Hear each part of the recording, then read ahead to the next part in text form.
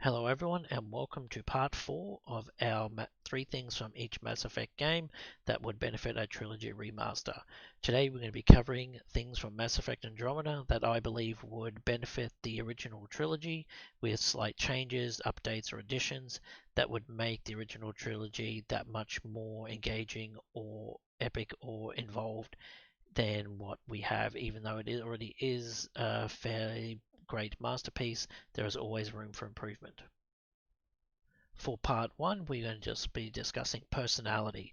In Mass Effect Andromeda, we have moved away from the Paragon and Renegade options, and now we have the choices of being emotional, logical, casual, and professional. And over time, we build a personality profile that others will come to expect of us. If we are always being logical and professional and then decide to be emotional, people will wonder what's going on as your personality seems to have shifted slightly. So, in doing this, we can make it feel like we have an individual writer that is who we want them to be rather than just the stock standard writer that everybody else has and everybody sees as a clone of every other one. Personally, I'd like to see some form of this brought into the original trilogy in order to bring more individualism to your Shepard, in that it's not just about good or bad, light versus dark, that we can bring in alternating things that other people can come to expect of us and people would respond in kind. For a second part of this, we have a personality profile that lists as we go an evolving profile of how people within the universe see us, about whether they see us as being callous or cold or caring.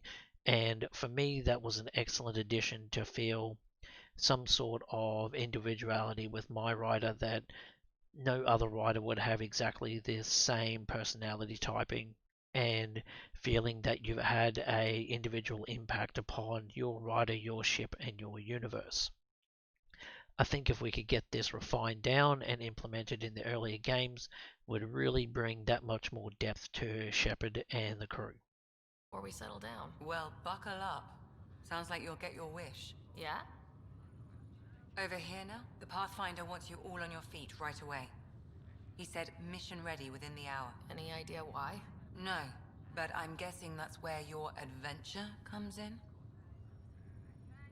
Okay, everything checks out. Just one more thing before I send you on your way. Let's test your SAM implant. Sam, are you monitoring? Sam, are you online? Yes, Dr. Taparo. Good morning, Ryder. Are you feeling well? I don't like the sound of that. Don't worry. It just means the process could take a bit longer than usual. Sam? My connection to Scott's implant was suspended. However, his pulse, respiration, and brain activity are all normal. To be on the safe side, we'll need to keep him in a low-level coma for a while. Then let his body regain consciousness naturally. He'll be fine. Glad to hear it. Thanks, Lexi. Keep us updated.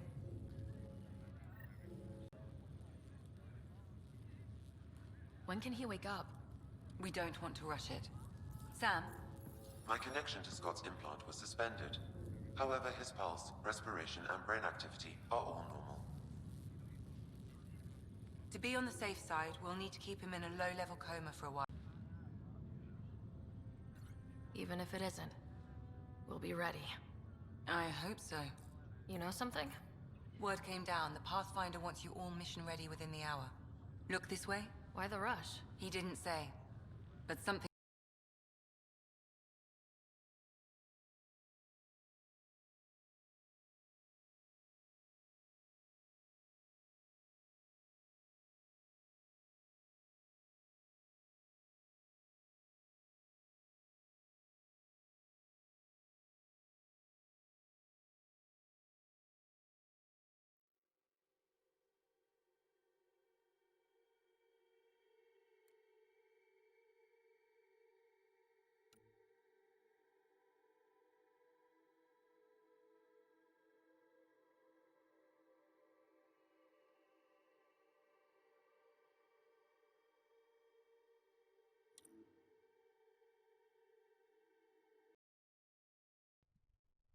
for our second point, we're going to be discussing planet quality and uniqueness.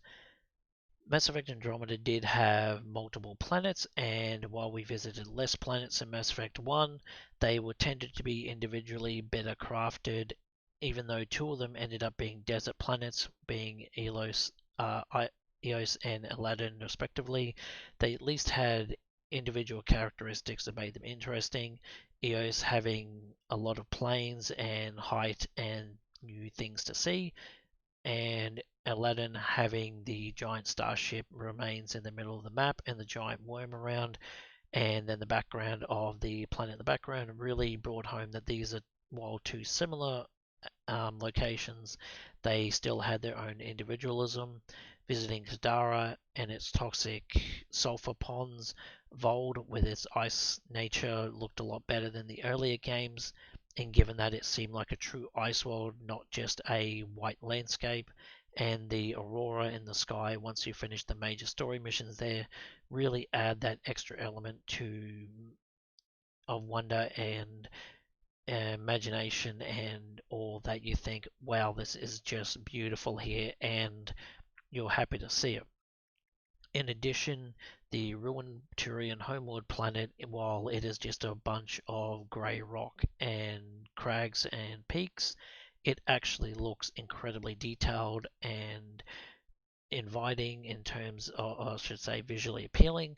I will post a small clip of that and you can compare it to early gameplay such as from Luna or anything from Mass Effect 1, which we should have things that look like that planet and look much nicer and more detailing rather than just a few planets.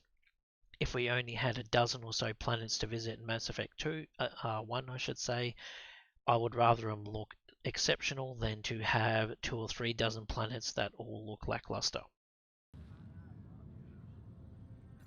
Even if it isn't, we'll be ready. I hope so. You know something? Word came down. The Pathfinder wants you all mission ready within the hour. Look this way? Why the rush? He didn't say. But something... So here we have Mass Effect 1 when we're on Luna.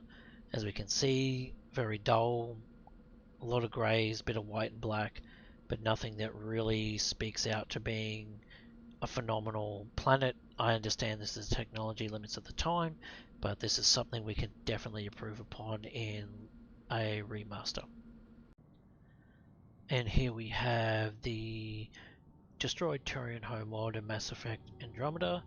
While still a very moonish sort of landscape, it just comes with much more of a sense of you're on a cool looking world, and while it's a moon or moonish sort of looking, we have greys and blacks. It just has much more of a essence of something that looks visually appealing, and this sort of visual standard for a small moon or any sort of destroyed world, we should maintain this as a standard. And for our third part, less clear-cut choices.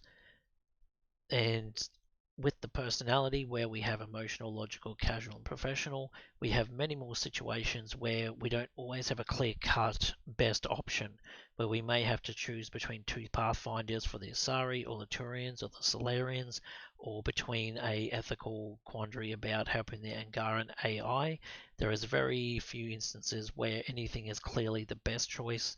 There are always pros and cons where someone will benefit and someone will not, and being able to worry over those decisions, thinking what would be the best situation here, whether you exile or kill a criminal, where exiling you may see them have they may live but have a worse off life because of it and being rejected, and killing them you may set the standard that you may seem very callous and cold in killing someone for a relatively minor crime. I think having more of these subtle decision making choices that are not just good or bad, but being able to really rack your brain over, I wonder what would be the best option for me and what would be the best personality showing for my rider or my shepherd if brought into the original series, in that it's not just, oh well, this is the Paragon option, I have to pick it.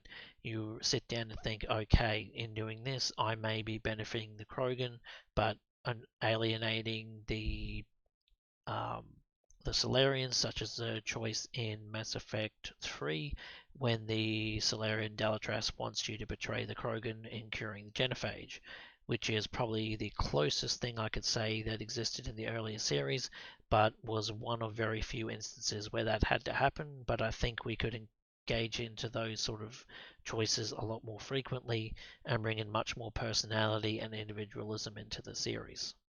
Remaster the original trilogy that I have not said here, anything that you agree or disagree with, I'd love to see a comment below and see your ideas on what you think would benefit the remaster from Mass Effect Andromeda specifically.